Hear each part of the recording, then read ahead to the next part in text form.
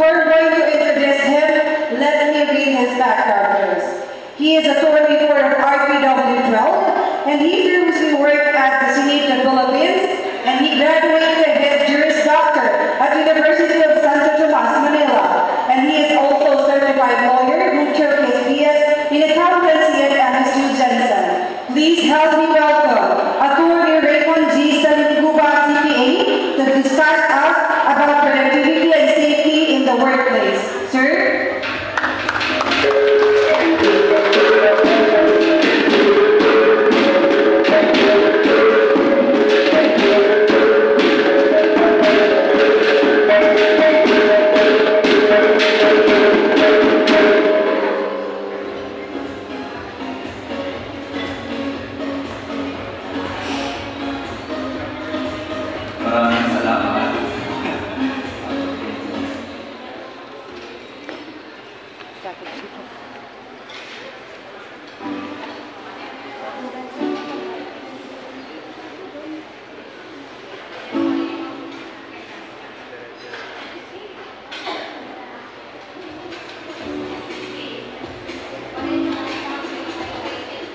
Okay, so magandang umaga po ulit. Ako po si Carla Salinga.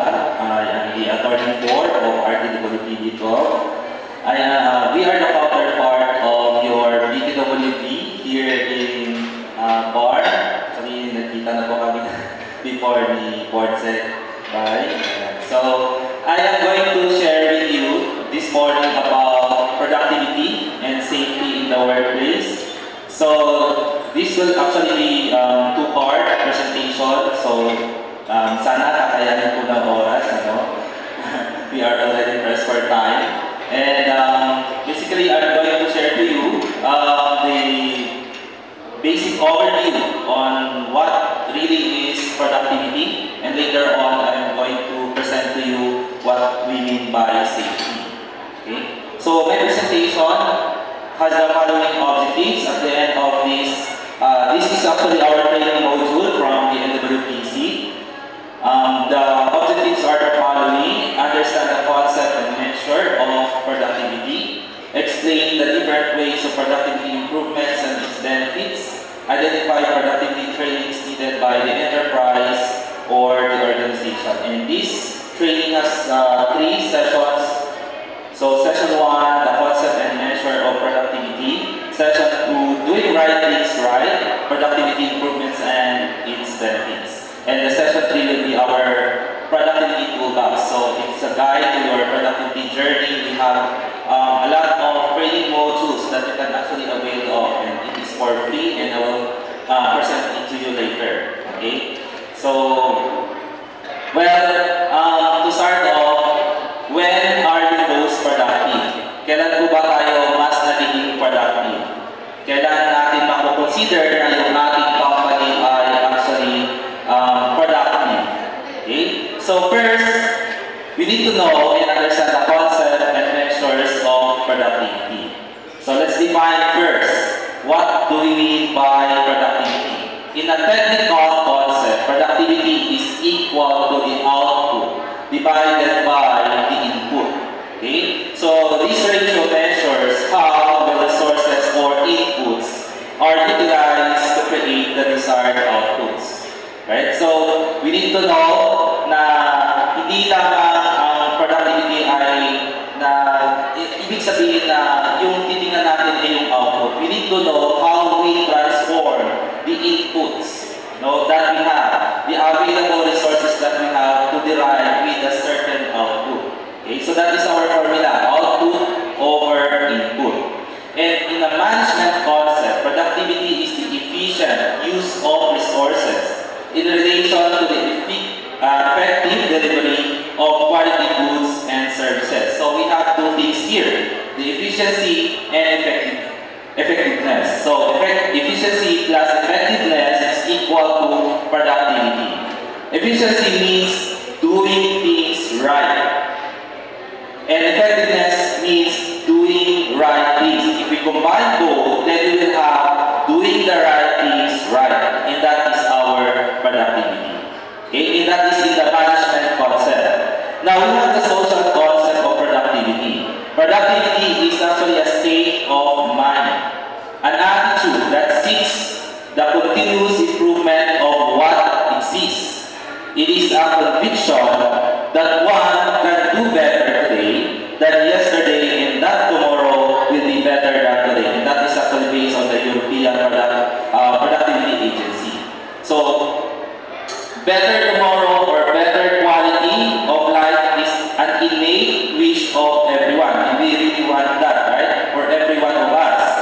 Hence, productivity can be common objective of everybody. Not only in the company scale, but also in your individual lives.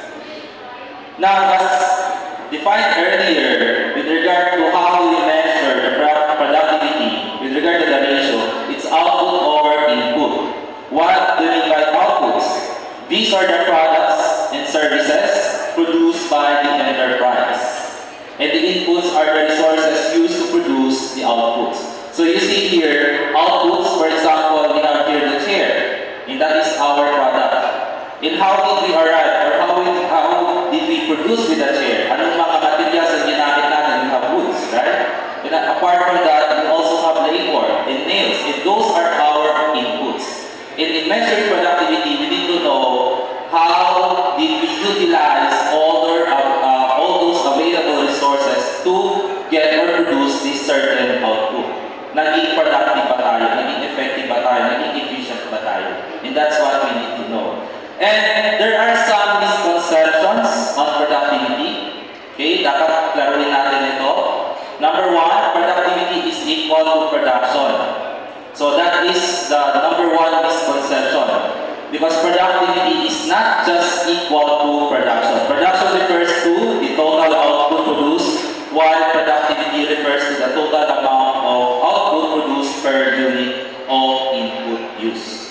So yung production kasi nakafocus na doon sa output. But if you are really going to understand productivity, you need to understand that it also involves the inputs on how we utilize the available resources to get our products. So productivity is often equated with production. For example, if more output of goods is produced, then productivity is assumed to have increased. So that is very common misconception na marami siyang na-produce. So they think or they thought that they are already productive, but hindi nila alam na hindi nila na-utilize ng maayos ng kanilang mga available resources. Okay? So, but the production only represents the output, and we cannot reach a conclusion about productivity without considering the inputs that were required to produce the output. Therefore, productivity is not equal to production. Next misconception is that productivity applies exclusively to labor input. Okay? That's another misconception. And as explained earlier, our inputs, involves several things, available resources, and our labor force is only one of the inputs that we have. Okay? There are several inputs that we have, like the materials, the metals, okay? And the equipment in the energy. Lahat yun, kailangan natin i-consider into in the totality of the inputs on how we utilize them to arrive at a certain output. So the view that productivity improvement only applies to labor input is actually dangerous. Why? Bakit sa dangerous? Kasi in management decision making, pag yun lang ang kino-consider natin labor input, take note, all other inputs we have, materials, energy, and metals, would also entail costs. Kung hindi natin siya i-consider, baka hindi magiging tama yung ating magiging management decisions. Right? So we have to consider all the available resources that we have, or the resources that we use as our inputs. It's not just labor input. Another misconception is that productivity is just an additional cost. Okay? Another misconception usually by the company owner is that productivity, additional cost lang yun. No, it's not. Most owners believe that implementing productivity means capital investment. And that should be our point of view with regard to productivity. Especially if we would request them or we would suggest the companies to really implement productivity-based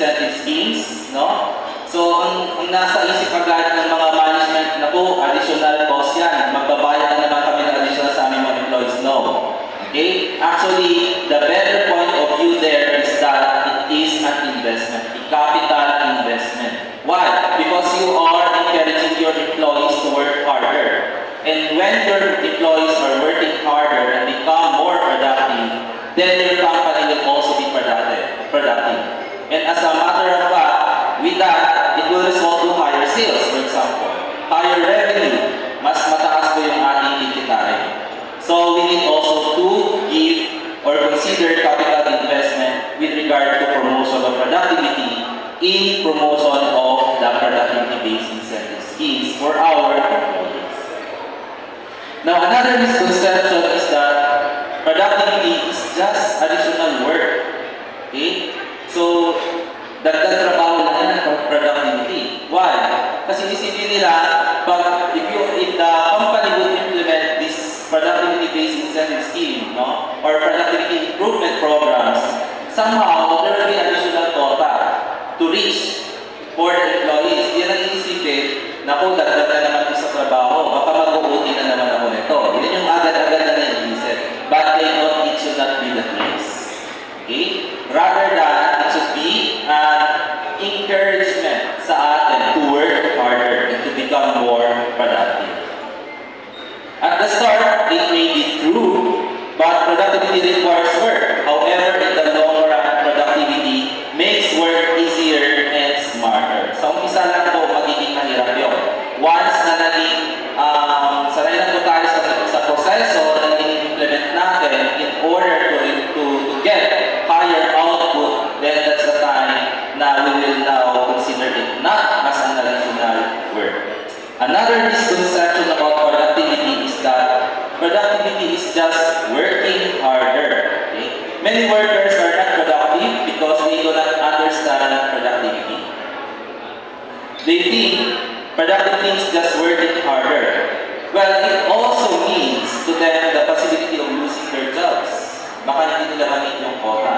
On the contrary, the company that is most successful in improving productivity relative to its competitors will gain what? Bigger market share and will thus expand and grow. Okay? And create jobs and more jobs. So that's why we need to understand what do we really mean about productivity. Now, how do we measure productivity? First is with regard to the output. Okay? So, our output would be physical quantity or monetary value. Okay? So, physical quantity is to include, let's say for example, we are involved in the agriculture, production of rice. So, our output will be sacks of rice. Or in the manufacture of chairs, then our output will be number of chairs. Kung gumagawa tayo ng mga sapatos, then our output will be a pair of shoes. Then number of letters if we are involved in the production of letters. Okay. Then monetary value, of course. Diba? Ito yung pinakaunang nakikita natin. Monetary value. Tumaas ba yung ating sales?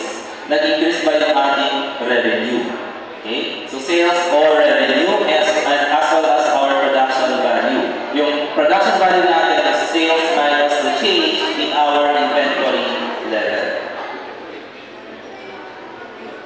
Also, we need to consider input.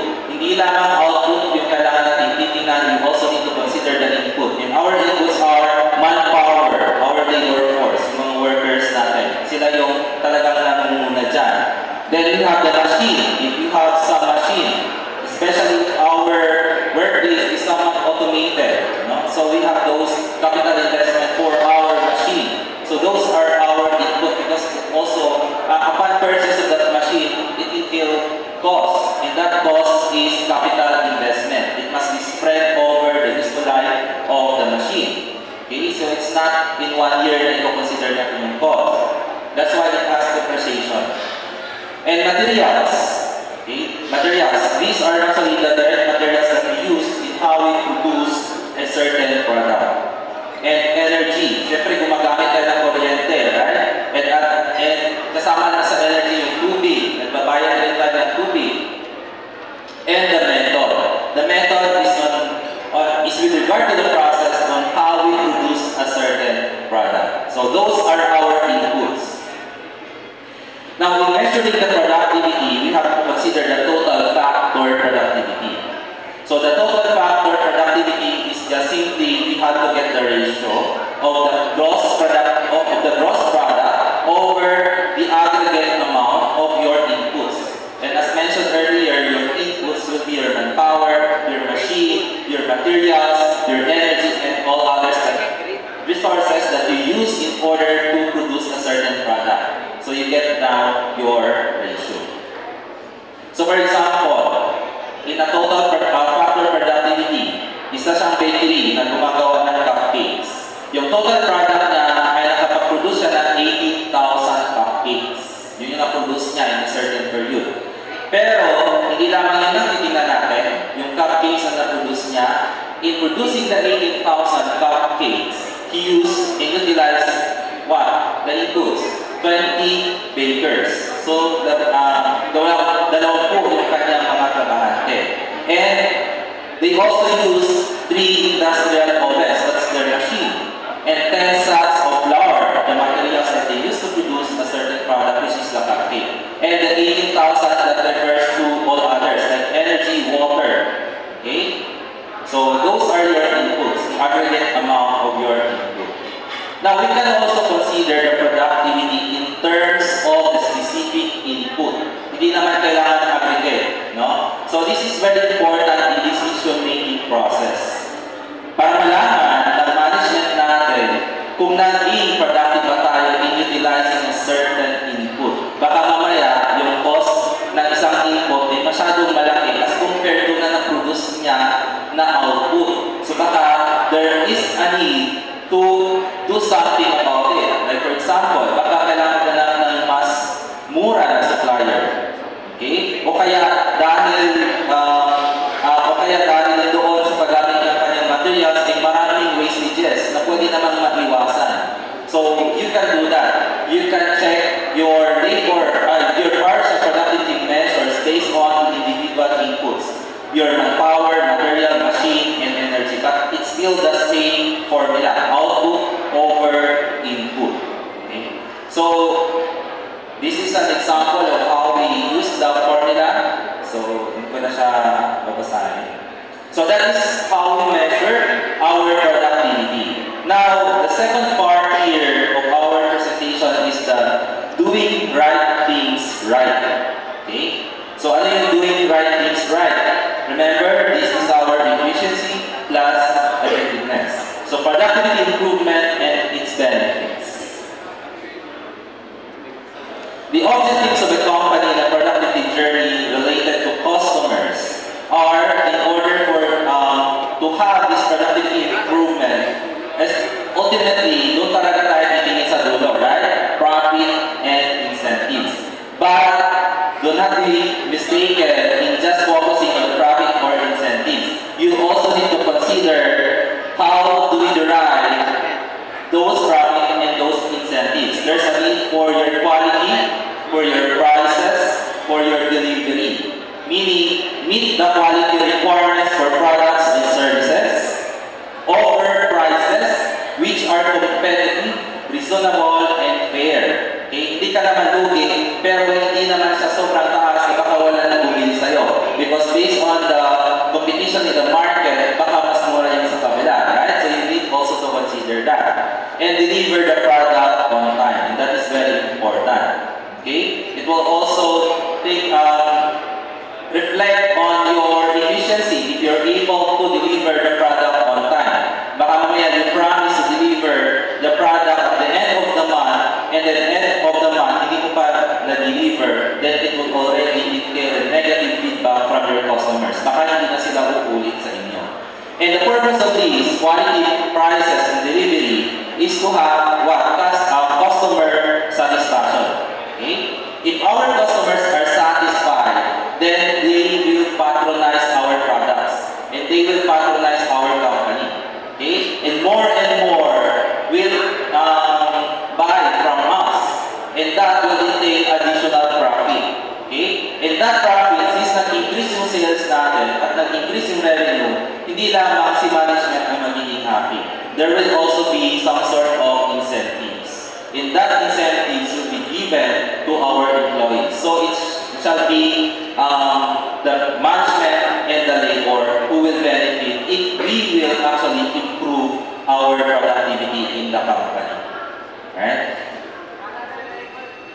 So, productivity and prices. How do we set prices?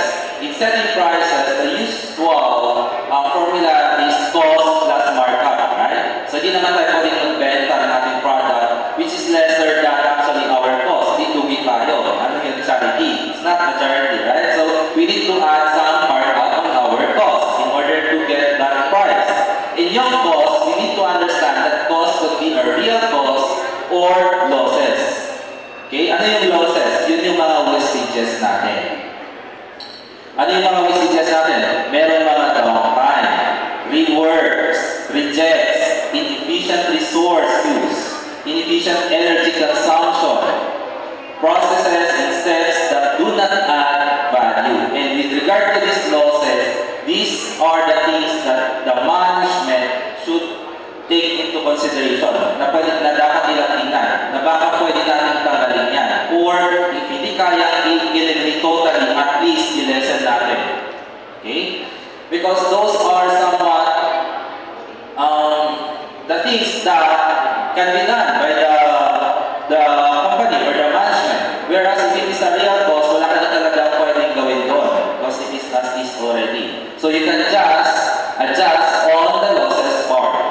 Okay? If kaya i-eliminate totally, then we eliminate that. Okay? So that is our costing. Now, the indicators of productivity improvement are the following: output over input. So productivity is a relative measure and it should be compared with the standard to be meaningful. Thus, two ways of productivity comparisons were developed. First is that a firm can compare itself with similar operations within its industry. In order for us to determine whether or not we are productive, then titingnan natin yung mga kasama natin sa similar industry. How are we performing as compared to them? And productivity can also be measured over time within the same operation. So, we have here 1, 2, 3, 4, 5. Ibig sabihin ng mga arrows na yan. Number 1, it means that we produce more output with the same level of input. Okay? So we can improve our productivity by producing more output with the same level of input. As compared to other companies in the similar industry, we are using the same input but we are able to produce more output, and that is one way to determine whether or not we are productive. Number 2, produce more output with reduced level of input. Hindi natin kayang i-increase yung output natin, then doon tagabawi sa input. Babawasan natin yun as much as possible. Most likely, those refers to the cost that we can eliminate. Okay? Number 3 is that produce the same level of output with a reduced level of input. So number 2 is that produce more output and reduce input. Whereas number 3 is that same level na yung output natin and doon tayo gagawin sa input, which is we are going to reduce the input. Now, number 4 is that faster increase in the level of output than that of the input. So, mas i-intensify pa natin ang production natin. Number 5 is that faster decrease in the level of input than that of the output. So, bumababa yung output natin, at the same time, bumababa rin yung input natin. But in order to become more productive, we need to intensify the decrease in the input. Okay? So, as a result of that, it will become productive. Now, there are ways of improving company productivity depending on your input. So, let's talk about first the manpower. How do we improve the company productivity in terms of our manpower? First, choose the right people. And that is very important. Choose the right people. Okay? Mamaya, hindi siya knowledgeable doon, and then siya yung kinuha natin, baka mas alam niyo yung nangyayari, right? If he is not the right person to do the task. So choose the right people. Next, train and motivate people. And that is also important. Okay? Maybe the task entails a really, technical aspect. So what you need to do is that you have to train and motivate that people, that laborer. Next is that involve workers in the decision making. Okay? That's why we really promote bipartisan, right? So it has to be management and the labor that will decide on what will be the direction of the company. So you need to involve them because marami po tayong nakukuha mga inputs from our laborers, from our workforce. Sila yung nandun sa ground. Kikita nila at alam nila kung ano ang mga paraan para mas ma-improve yung kanilang process. And next, you have to promote employee safety, health, and welfare. Okay? You need to do that, no? So promote employee safety, health, and welfare. So overall, if the employee would feel like he is being appreciated and taken care of by the management, then in return, the employee will do his best to perform well, and it will also benefit the management and the company. Right? So that's how we improve the productivity in relation to our manpower. Next, how about machine? If we have machine in our company, how do we improve the company productivity in relation to the machine? First, of course, choose the right equipment. Okay? Tamang equipment po yung gagamitin natin. If kaya niya ng isang equipment yung buong process, then so be it. Mas maganda po yun if it will entail lesser cost. Next, hire, train, and skilled operators. If the machine cannot operate on its own and it requires somebody to operate that, then hire someone who is knowledgeable about that machine. Para hindi naman laging nagda-downtime yung ating machine. Diba? So alam niya kung paano gamitin yung machine para hindi siya masisira. Next, check for signs of wear. Okay? Check for signs of wear and have a maintenance and repair schedule. As much as possible, you need to have preventive maintenance. That's what we call it, preventive maintenance. Para hindi siya umabot sa punto na gumig up na yung machine, diba? Nasira na. So you need to have the preventive maintenance to do away with some downtime. Para hindi din affected yung ating production.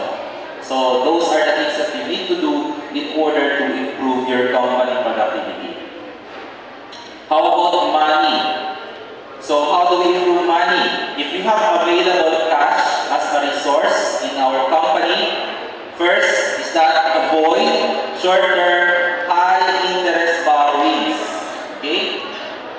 Avoid short-term high-interest borrowings. Of course, some company actually would get loans, no, to finance their operations, and that is not bad. That is actually good, as long as you know how to manage your loans. And one thing is that you need to avoid short-term high-interest borrowings. Baka mamaya, lahat ng kinikita mo napupunta lamang sa interest payments. Hindi tugid ka doon, right? So you need to avail intelligently of the available loans that are in the market. This allows idle money, invest in high-interest earning facilities. Mamaya, sobrang laki ng cash mo, no, sa cash balance, sa trial balance mo, sa cash flow mo, yung cash na yun, yes, you are liquid because you have very high amount of cash, but that cash can actually be used to improve your productivity. How? You can actually use that as an investment to get more investment. Okay? Maybe you can add additional plan or add additional operation using that available cash. So, yung natutulog na pera sa ating company na hindi nagagamit or na-utilize, it's actually some sort of will have a negative effect on our company operations. Okay? Next is that use the just-in-time inventory management. Ano yung G? Just-in-time management. Just-in-time inventory management. This is actually a style of inventory management that you will only purchase as much as inventory that you need in a certain time. Okay? Huwag naman yung bili ka ng inventory tapos nakatambak lang siya sa storage mo. Hindi mo agad siya na-utilize. Hindi mo agad siya nagagamit. Take note, if you're going to store that in your storage area, it will entail storage costs, right? In the opportunity cost that you could have came from using that inventory na hindi mo siya ginamit. So, as much as possible, observe the just-in-time inventory management. Bilhin lamang ang kakailangan for a certain period of time. And the goal is for the companies to retain little to no excess inventory at any given time. Next is that do intelligent space management, improve office or shop layout. So it will also improve productivity. No?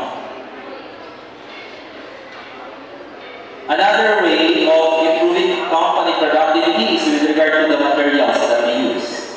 So first is that choose quality materials. And that is self-explanatory, right? We choose the quality materials. Baka mamaya, yung materials na ginagamit natin ay hindi umaabot ng isang araw, sila na yung product natin. No? So uulitin naman natin. So you need to choose the quality materials. Next, reduce to zero rejects and rewards as much as possible. Why? Kasi cost lang yan, no? Yung rewards and rejects, it will just be considered as a cost which can be avoided by the company. So as much as possible, we need to be effective and efficient in using our materials in producing our products.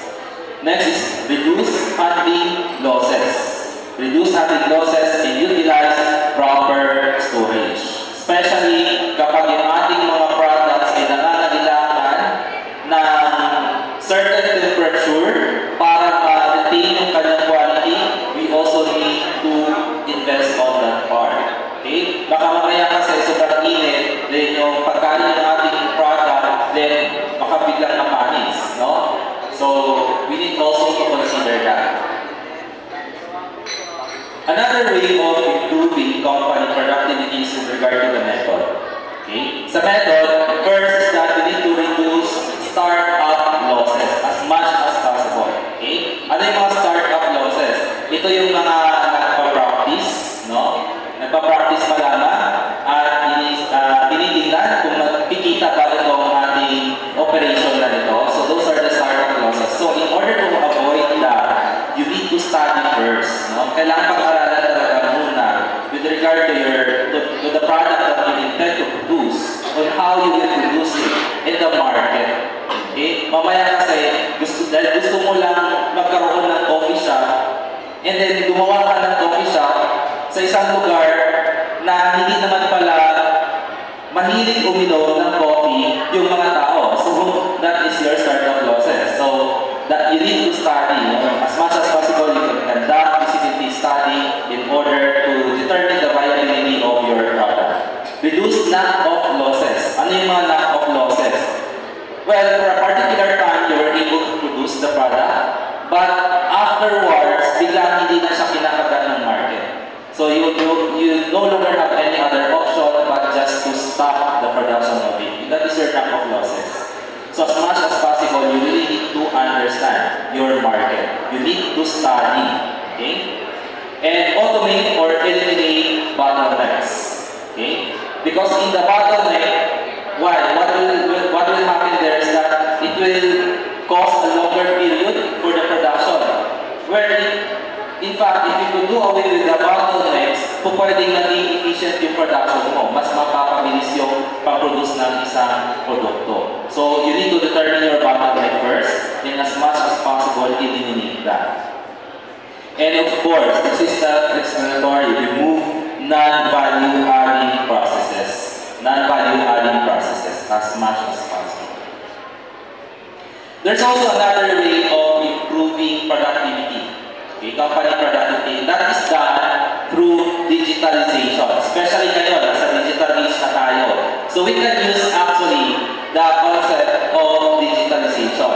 So research shows that policies supporting reskilling and upskilling on digital technologies reap productivity benefits. And furthermore, investment on software by enterprises can help on the improvement of the productivity performance. So, pwede na natin i-utilize yan. And number one that we can think of is the very common social media. Diba? We can market our products through social media. Some are, we have here the chatbot, no? We usually utilize chatbot, meaning if the customer or the projected customer would want to be, is visiting your Facebook page, then i-click niya yung message, no? Automatic lalabas din yung chatbot, no? Tapos sasabi na, "Hi, how are you? How may I help you?" So may mga ganun na. So you can actually utilize that, no? E-wallet. E-wallet, we have the most common is our GCash, right? As a mode of payment, no? It will become more efficient for the payment. So mas marami na rin kasi gumagamit ng GCash or ng e-wallet. For example, nasa malayo yung gustong bumili ng product mo, and in order to make sure na bayad ka na, you will just have him or her to pay through GCash. So bayad ka na, so you will just deliver the product to him or to her. Mobile POS, okay? Point of system, point of sale, and the cloud messaging. Yung cloud messaging is somewhat you will also entail. This will also entail additional cost, no? You will get to either Smart or Go. Then para siyang hindi naman siya spam, pero it's called a cloud messaging actually, no? So instead of making or considering it as a spam, at least cloud messaging siya, no? Lahat na nasa directory ninyo ay mag-text or masasend na ng message about your updates on the product. So based on the productivity measures identified, think of how you can improve your company productivity. So I'm sure right now, nag-iisip na tayo, may mga bagay ba dito na pinresent ko ay ginagamit na natin, or may mga bagay ba dito na pwede natin i-implement sa ating mga company. So those are the things or the ways to improve our productivity. And what are the benefits of productivity improvement? Productivity improvement has vital benefits to enterprises. Hence, it is very important to adopt productivity improvement techniques. And for the worker, it will benefit the worker by employment preservation. So, hindi aalis yung mga tao mo. Especially if you already trained them. No? Nag-invest na kayo ng training sa kanila at nag-invest na rin kayo ng time. So, hindi kayo lalayasan ng inyong mga employees. So, employee preservation, creation, and employability. And there will also be what? Increased productivity.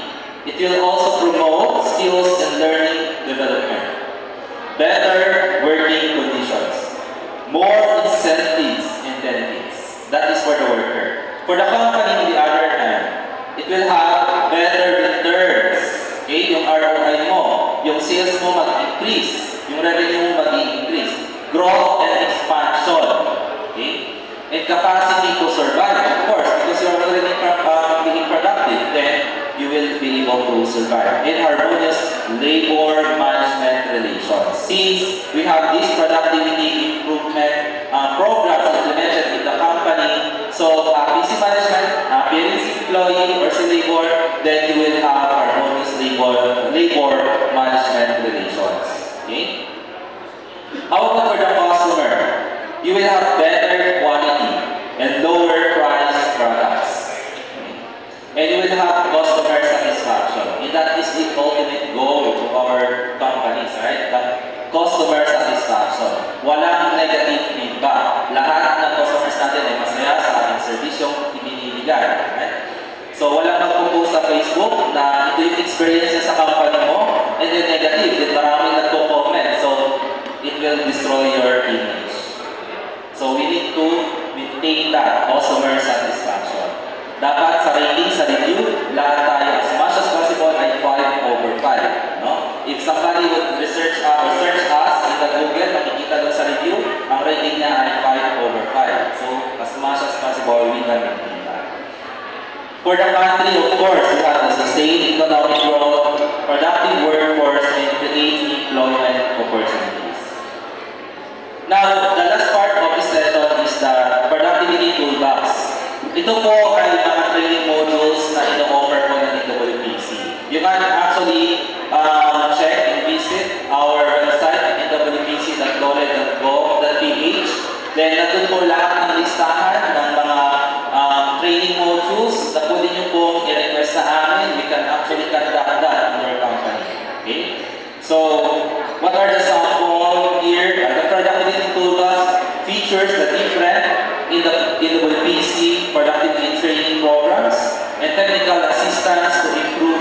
capability and motivation of enterprises to adopt productivity technologies for continuous improvement toward enterprise development and growth. So, basic programs po namin ay yung 7S of good housekeeping, which I will also present later. We have the esteemed values.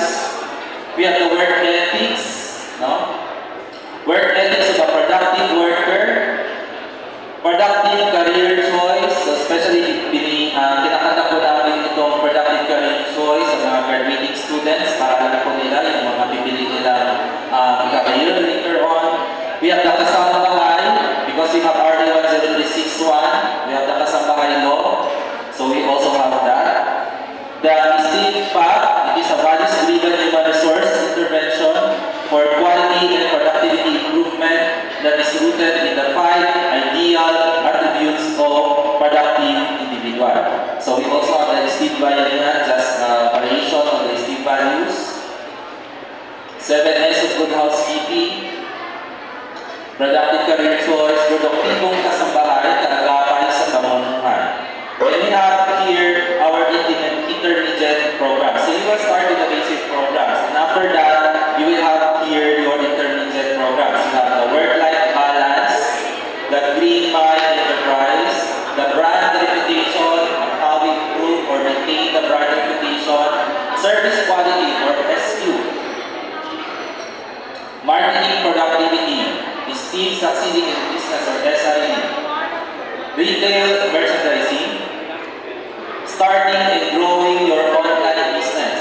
So kung gusto nyo mag-online business, you can actually avail of or attend our webinar or training on online business, social media marketing. Okay?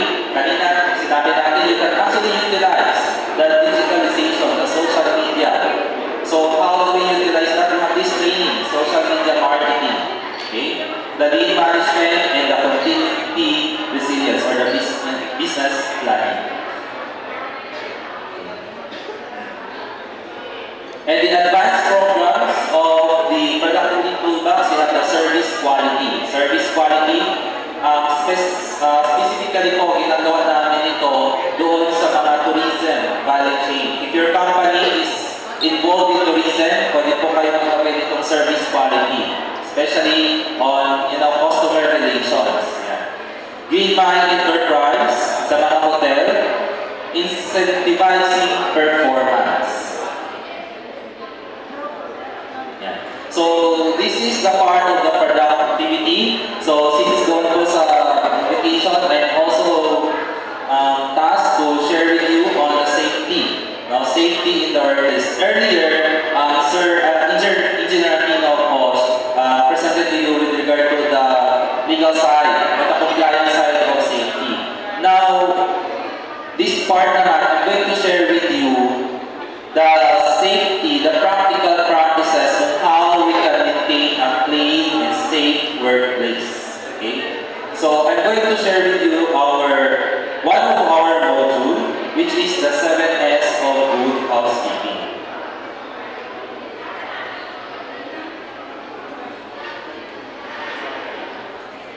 Alright, so the 7S of good housekeeping, this is a pathway to a safe and healthy workplace amid pandemic. So, medyo press for time tayo, medyo kapasalan ko lang, and then I will just focus on the safety part.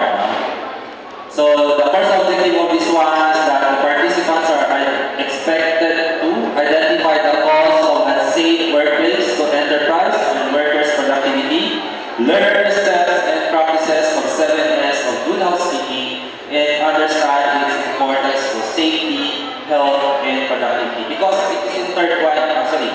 And as mentioned earlier, in order to promote your productivity in your company, one of the ways is actually to maintain that safety and clean environment in the workplace. So this is divided into two. First is that the cause of unsafe workplace to enterprise and workers' productivity. If we do not maintain that safe workplace, what will it entail us? What will that entail us? No? It will entail us what? Cost. Which steps, practices, and importance of 7S of good housekeeping. Now, these are the causes of a safe workplace to enterprise and workers' productivity. It is important to have a safe workplace and healthy workforce. Otherwise, the consequence would be a far damaging to the profitability of an enterprise. No? So the first one is the direct cost that we can identify. Direct costs. So direct costs of a workplace accident or incident are measurable costs that can be added up by the business following the incident. If you do not maintain a safe workplace, there may be some accident or incident, and that will entail some legal implications. Baka magkakaso pa, right? So those are the legal fines. Or if you do not maintain a safe clean workplace, baka pag-check po ng ating taga-OS na mga inspector, si OS ba ang nag-inspector? Si inspector, pag muna doon at wala, hindi tayo compliant sa ating safety protocol, baka po tayo ay kailangan mag-report sa DOLE or sa MOLE, right? So direct costs of this nature would directly and negatively impact on profit. These mostly include payouts arising from legal obligations as a result of a health and safety breaches. So legal fines, these are your legal obligations as a result of a health and safety breaches when it will be filed in court. Okay, kung aabot na sa korte. Next, we have compensation. Compensation are those payments to the injured worker due to the accident. Pag na-injure yung ating mga trabahante, of course, we are obligated to compensate them. Okay, because we have the obligation to maintain a safe workplace.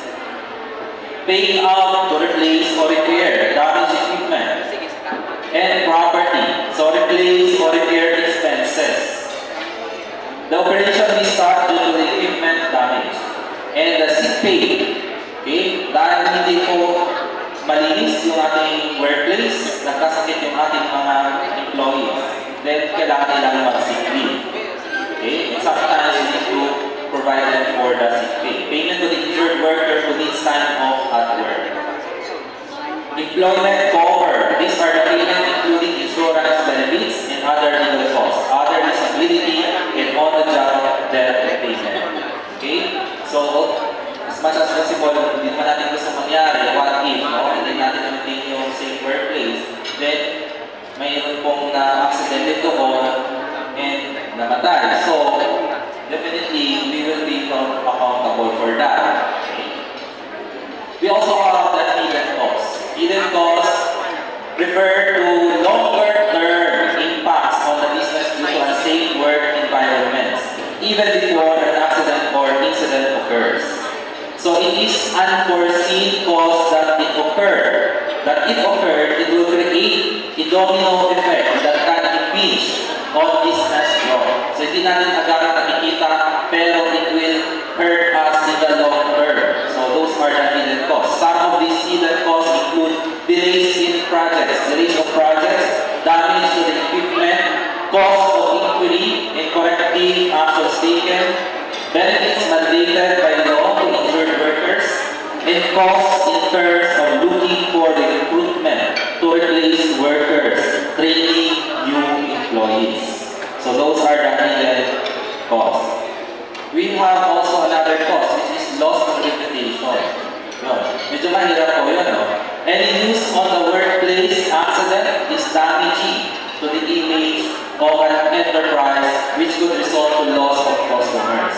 Okay? Clients, investors, and partners. Baka mamaya, yung customer na yun ay bigla nilang mag-post sa Facebook. Sasabihin niya, ito yung experience ko sa company na ganito.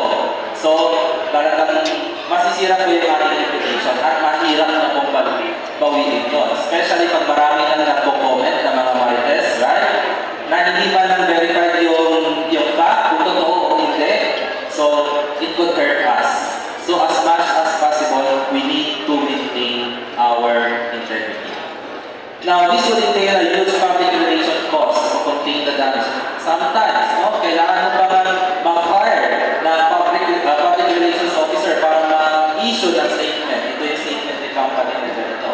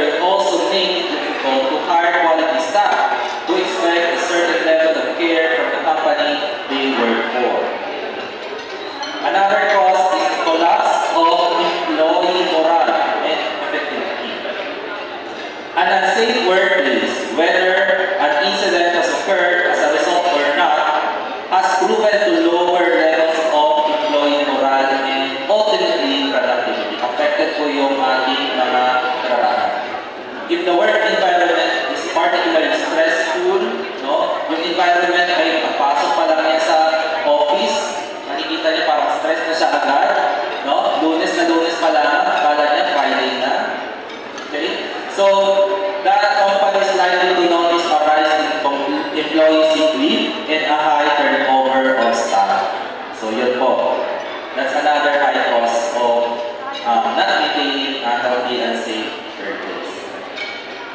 Loss of time and resources. An accident or incident can cause a business wasting both time and resources.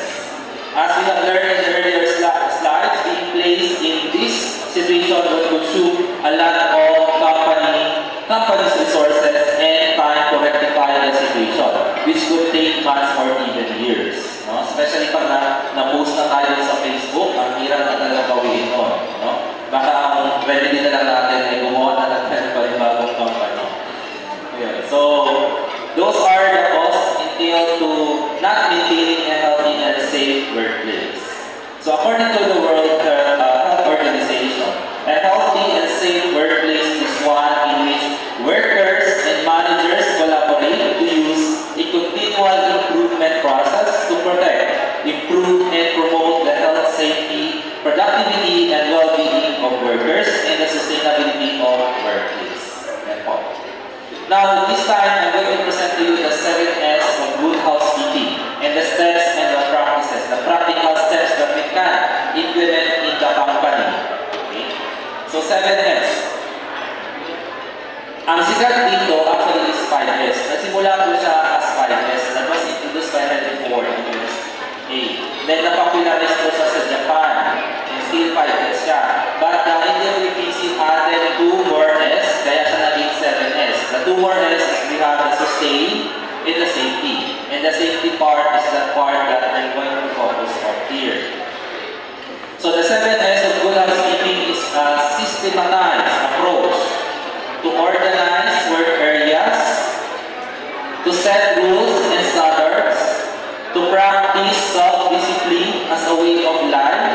No? Hindi na natin kailangan sabihin ng ating mga employees to observe the health and safety protocol, but they already have the self-discipline and maintain safety in the workplace. Now, why is it important to have the 7S of good housekeeping? One is that it will improve quality. Next is that there will be on-time delivery. Okay? So, magiging efficient tayo sa ating delivery. Then, it will also be cost-efficient. Cost-efficient po yan. And higher productivity, which is our main goal, right? We want to have higher productivity in the company. And it will also boost morale of our employees. And it will also ensure safety of our employees in the workplace. Now, in light of the pandemic, the 7S will also help you to lessen the risk of COVID-19 infection and transmission. So this is actually a updated one, no? After the experience that we have recently with the COVID-19 pandemic. So we also included here some practical steps. No? Optimize limited resources, boost productivity despite of business reduce capacity, and comply with the workplace new normal protocols. So, ano po yung 7S natin? Yung 7S natin, at syempre, S, di ba? 7 S. One is sort, next is systematize, we have also the sweep, standardize, self-discipline, sustain, and safety. So, madali lang pong tandaan, basta alam nyo lang po na 7S. Lahat po nagsisimula sa letter S. Kailangan alam natin yung order. Right? So, paano po kaya order yan? So, it will have to begin with sort, systematize, sweep, standardize, self-discipline, sustain, and safety. So, let's begin with sort. Sort or sorting.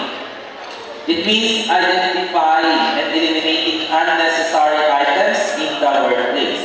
So, in doing this, we need to classify the necessary and the unnecessary. Necessary is that anything needed to produce a product or deliver a service. On the other hand, unnecessary is anything that is obsolete, no? Defective, trash, or of unknown use in the work area. Baka hindi na kailangan at baka kailangan natin i-dispose. So, sort practices will include sort and classify all tools and materials. So, here, an example in the picture. Before, sobrang magulo. Lahat ng tools nagsama-sama na. So, you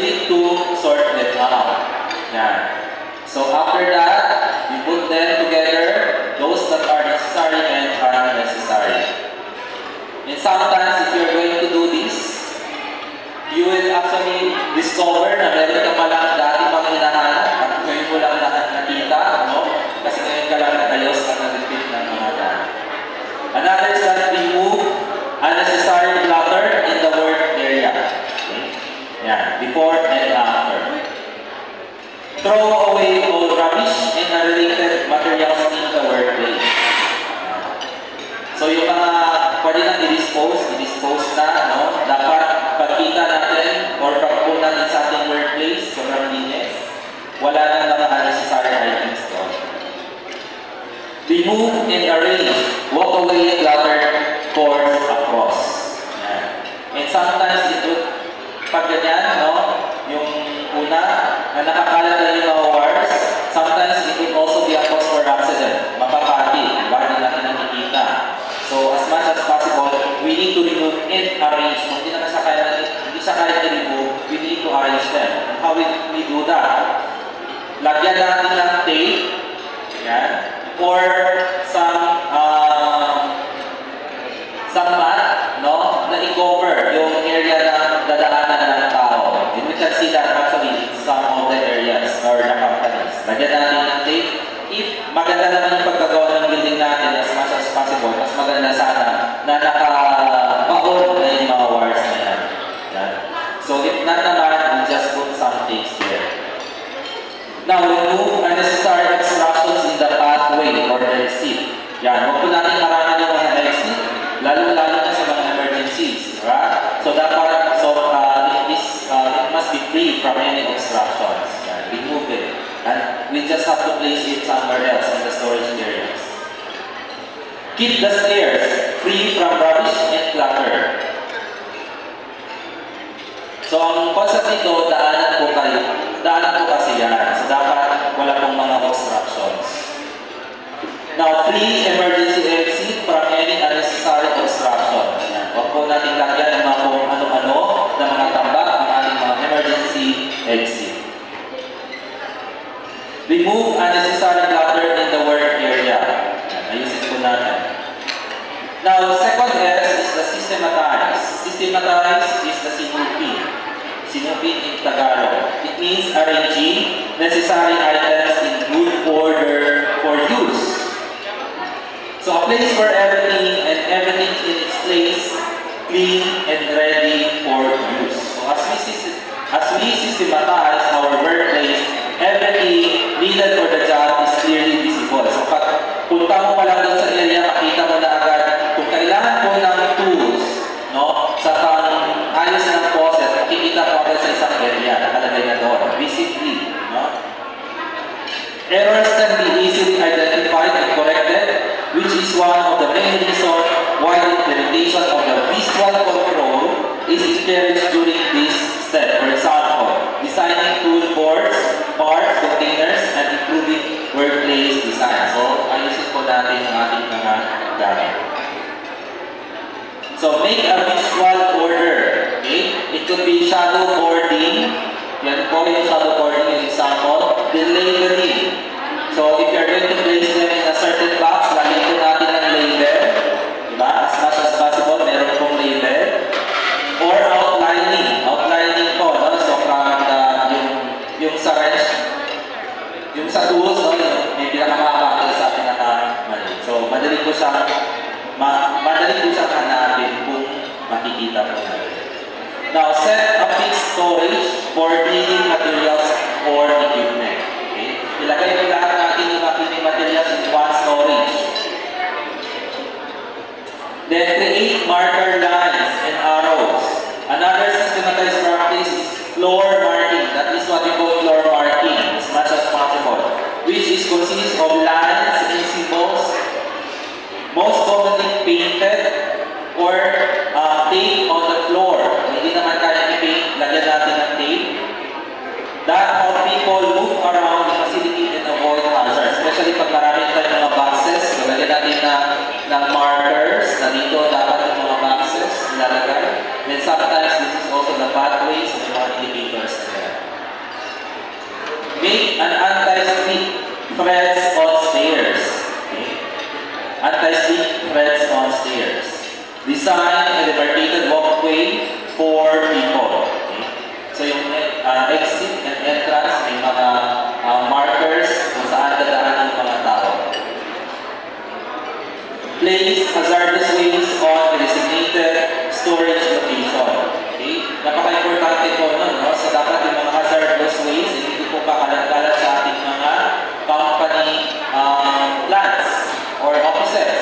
So it must be placed in a certain storage, designated storage for hazardous waste. Hazardous waste. Yan. Put signage to alert people. Yan. So maglagay po tayo ng mga signage para alam po ng mga tao na itong area na ito ay nakalagay dito yung mga dangerous materials, hazardous waste, so danger, and sometimes meron po nakalagay doon na authorized personnel only because only those authorized people are allowed to enter into that premises, and make sure that appropriate signages are in place to alert workers of possible dangers. Put signage to alert people. During the pandemic, and even in the next normal, safety reminders for talking walls are imperative to save lives. Especially na hindi naman natin kailangan as much as possible na tayo personally magsalita. So maglagay na tayo na signages para aware na yung ating mga customers if they are going to visit our company premises. Create marker lines and arrows. Ito, marker lines and for direction and exit or entrance. Create marker lines and signages. Reconfigure work layout, instilling physical distancing measures. So COVID is real pa rin po, no? Kahit na we are no longer in that state of calamity, but still there is that virus that is lingering. So we need to reconfigure work layout, instilling physical distancing measures. So ayusin po natin ating mga workplace. Now the third S is sweep. Sweep or simulate. Clean your workplace and equipment. Okay. So some sweep practices, do not wait until things get dirty. Okay, huwag natin nantayin na merong kumalat dyan sa floor bago natin linisin. So as much as possible, we need to sweep it out. Practice 5 to 10 minutes of sweeping daily. Yan po yung trabaho natin. And combine cleaning with inspection. Floors must be free from dirt, dust, and spills. Use appropriate PPEs and cleaning materials, disinfectants, or solutions. Now, disinfect the following: floors, walkways, pathways, ceiling, table, frequently touched objects. As much as possible, disinfect po natin sila frequently. Now, observe proper waste segregation and disposal. Provide hazardous waste segregation, yung mga gloves, yung mga masks. Dapat iiwalay po yun sa pag-dispose. So, segregated sila. And make a cleaning checklist. Gumawa pa rin ang cleaning checklist. So, we can actually see this sa mga fast food restaurants. If you're going to use their bathroom, makikita nyo yung checklist doon sa door. Nandun na, what time was this class cleaned by who? Yan. And then, ano yung mga areas na dapat linisin ni ganitong employee. So, you make a checklist. Observe hygienic practices. So, properly wash your hands.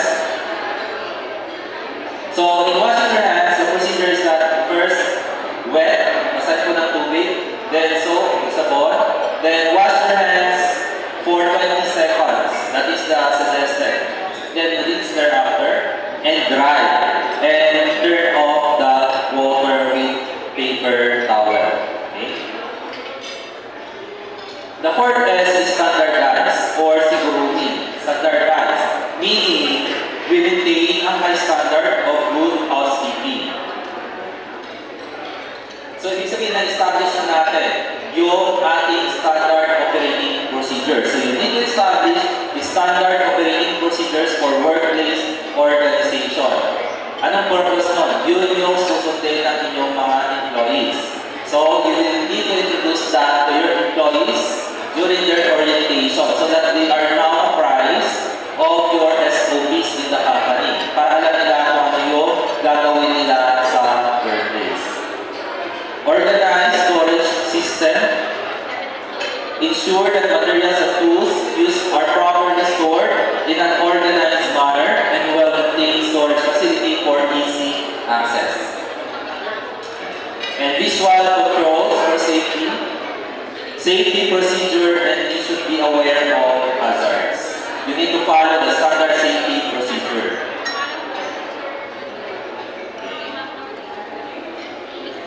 Next, standard cleaning schedule, which indicates item to clean, basic cleaning instructions, frequency, and person in charge must always be on hand. And safe lifting SOPs, meron pong standard cleaning procedure for the lifting. Okay? Ang suggested po, ang tamang pagbubuhat po is that hindi po kailangan yumuko kasi baka mabalik po yung likod ninyo. No? If you're going to lift something that is heavy, you need to squat down. Okay? Umupo po kayo and bend your knees, then you lift the object. That's the proper way of lifting heavy objects. Then tap your chin while keeping your back as vertical as possible. Now, keep chemical safety data records. And safety PPE standard is also being implemented. Proper PPE standard for health workers, proper PPE for all, yan po yung mask, pero we're no longer required to wear masks, that is still recommended. Establish safety protocol before entering the workplace, temperature checking, alcohol, sanitizer, sanitizing hand, or rub. Proper hand washing and cough etiquette. If you're going to cough, what you need to do is that you need to cover your mouth and nose with tissue when you cough or sneeze. If you do not have any tissue, then you can use your upper lip or your elbow. That's the proper etiquette in coughing. So wag yung harap ka sa katabi mo at bigla ka wag po gano'n, no? So you need to cover that. Put the used tissue in a wastebasket and wash your hands with soap and water. Now, the fifth S is self-discipline. Self-discipline is meaning that sariling pusa, doing things spontaneously without being told or ordered. So, since you already have the SOP, meron po kayo standard operating procedure in maintaining the healthy and safe workplace, then after that, you oriented your employees how to follow the SOPs, then they will have that self-discipline. Hindi mo na sila kailangan pagsabihan because they already know on what to do, no? In observing or maintaining the safe workplace. So practice fairness wherever you are. Always keep your workplace clean and tidy. Put things back in their proper place after use. Follow safety rules. And follow strictly the health and safety protocol. Now, those are the 5 S, and there are 2 S which were added by the WPC. The 6 S is the so-called sustain. Sustain is the sikaping pananatili. It means continue 7 S activities in order to achieve good results. So, kailangan i-maintain po natin siya. The 6 S stand for sustain, which requires self-discipline and outreach. It is impossible to maintain consistent standards or organized workplace, cleanliness, and safety.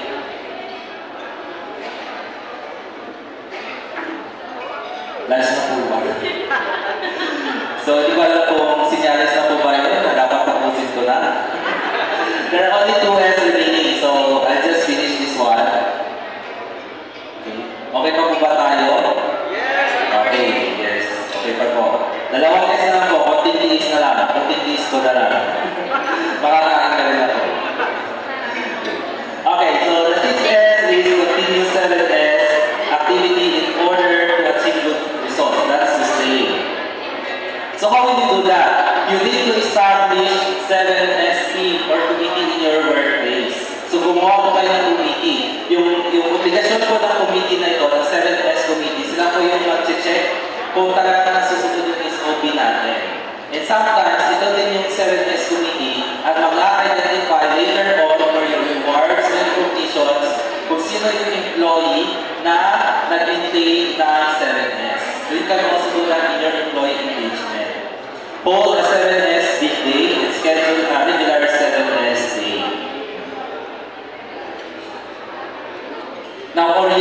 train the employees with 7S, monitor and evaluate the 7S implementation, the audit, inspection, and etc. And recognize and reward 7S best practices. So, bigyan po natin ng reward ng mga employees who are religiously and diligently maintaining the 7S good habit. Keep and display necessary 7S documents. Document improvements, take before and after pictures. Yan po. Mas maganda po yan. And sometimes you can actually include that in your productivity Olympics. I'm not sure if it's part of your criteria, right? 7S. Yung before and after and how you were able to introduce the 7S without sleeping. Designate a health and safety team. Assign the safety protocol officers. And the last S is the safety. Siguruhin ang kaligtasan. Now, you need to maintain a safe and healthy workplace. And that is our goal here. No? Every workplace has hazards. As an employer, you have a legal responsibility to look after your employee safety and protect them against health and safety hazards at work. Employers should implement best and most effective practices, policies to protect workers from hazards, and focus is on alerting people to potentially hazardous and controlling actions to prevent unsafe conditions. Now, what to do? Some additional safety practices that we need to make sure that employees know where the emergency equipment is and what to do. So, alam na mga employees natin, in case na nagkaroon ng sunog or small fire, alam niyo kung saan sa pupunta para kumuha ng fire extinguisher. So, you need to orient them about that. Issue a clear instructions to employees to avoid accidents and orient all employees on safety and health policy. Now, you have also to point out hazards. That's why you need to place some signages. Provide list of hazards and follow strictly the do's and don'ts and be aware of the hazards that might happen. And this one is actually an unsafe practice. Tingnan nyo yung pinatuhan niya tatlo balde. That is very unsafe. So in order to make it safe, you use a ladder. Okay? Now, 7S contributes to a healthy and safe workplace. Elimination of hazards, clean and comfortable workplace, improve employee morale and well-being, enhance company image, improve enterprise and workers' productivity. These are the benefits of ensuring or following your 7S in the company. So this is our question. Again, what is our 7S of good housekeeping? Pitong S, we have to start with S. First S, sort. Sort, identify, and eliminate unnecessary items from your workplace. Lahat ng hindi kailangan tanggalin. Arrange every necessary items in good order. That is systematized. Next, sweep. Sweep or sanitize. Clean your workplace thoroughly. Standardize. Maintain a high standard of good housekeeping. Okay, so you need to establish an SOP or standard operating procedure in maintaining your clean and safety workplace. Self-discipline. Self-discipline, doing things spontaneously and willingly without being told or ordered. Alam na ng mga employees yung SOP, kahit hindi mo na sila pagsabihan, nagpupusan na sila in-observe yun. That is self-discipline. Sustain. Continue 7S activities in order to achieve good results. Okay? So you need to maintain that. So you establish your 7S committee, and then your 7S committee will regularly check, no, of whether or not the 7S practices are being observed. And S, last S, safety. Maintain the safety in the workplace. Safety. So this is the 7S of good housekeeping. This is actually one of